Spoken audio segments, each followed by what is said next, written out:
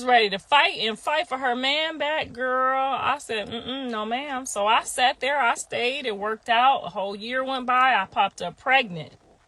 Soon as I popped up pregnant, girl, he was ready to go back home.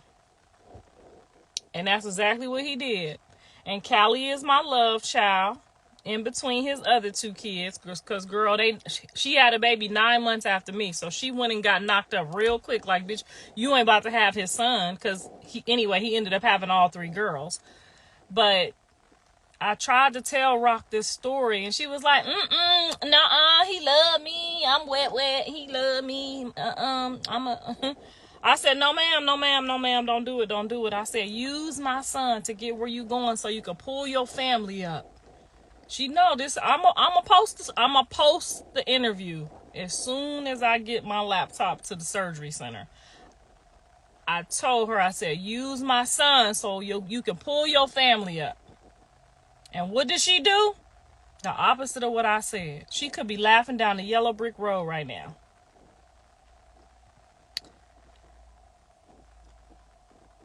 No, this wasn't Blue's father. I after that, man, I said, you know what? The next person who try to give me a baby gonna have to marry me.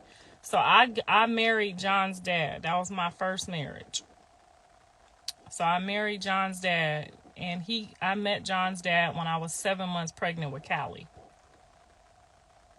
So he took on all my kids. John's dad is an awesome guy. He took on my oldest son, and I was pregnant when I met him.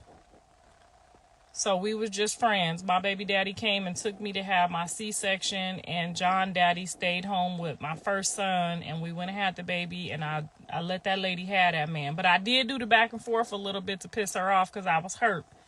So I know what that hurt feeling is like. So I tried to save her, but y'all was telling her to go, green light. And I was telling her no. And now it's yes. You stuck with a baby, and your baby daddy is somewhere with his kids. Because y'all know this story in the Bible, right? Hagar had a son. I tried to tell her that. I said, since she was biblical, I said, use the story of Hagar.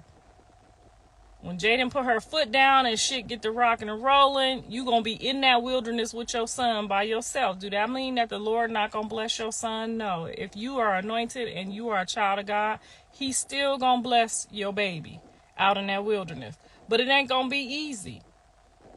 It ain't going to be easy. But when a woman put her foot down and she was there first, y'all know the story of Hagar. If you don't know the story of Hagar, read it to your daughters so that she know what's going to happen. Because everything that we trying to do or get over on is in that Bible. You can go in there and find the results of that shit. When I went and found the results of that shit, I was already pregnant. Nobody told me. I was like, dang. So I'm just going to be in the wilderness with these kids. Yes, honey. You delusional if you not picking up what I'm putting down. Now, if y'all understand and y'all know the story of Hagar, say amen and keep it pushing. If you don't, go read it. Because if you don't know it, you delusional. Because I've been telling this girl how this gonna play out the whole time. And lo and behold, we right here. We right here.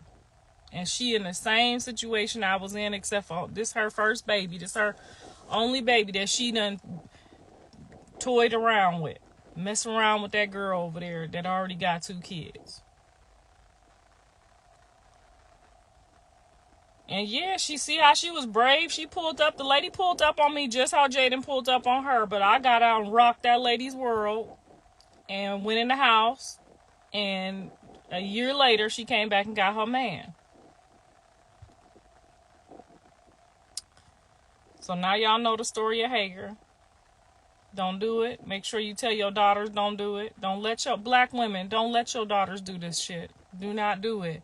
Let her know the truth. My daughter, this one thing she do know.